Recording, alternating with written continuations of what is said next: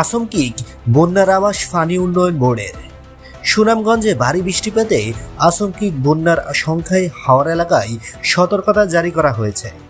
হাওরের পাকা ধান দ্রুত কাটার নির্দেশ দেওয়া হয়েছে। শুক্রবার দুপুরে সুনামগঞ্জ পানি উন্নয়ন বোর্ডের নির্বাহী প্রকৌশলী মামুন হাওলাদার স্বাক্ষরিত এক বিজ্ঞপ্তিতে এসব তথ্য জানানো হয়।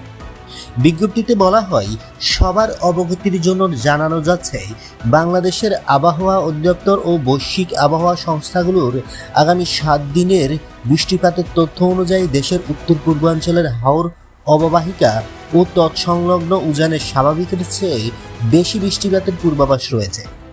সেক্ষেত্রে এপ্রিল মাসে হালকা হালকা মাঝারি এবং ভারী বৃষ্টিপাতের পূর্বাভাস রয়েছে। এতে আরও বলা হয়েছে, উক্ত বৃষ্টিপাতের পূর্বাভাস অনুযায়ী হাওর অববাহিকার প্রধান নদীগুলো সুরমা, কুশিয়ারা, দনু, বাউলাই ও বুগলাই কংস্ট এবং অন্যান্য উপনদীগুলোর পানি সমতল বৃদ্ধি অব্যাহত থাকবে।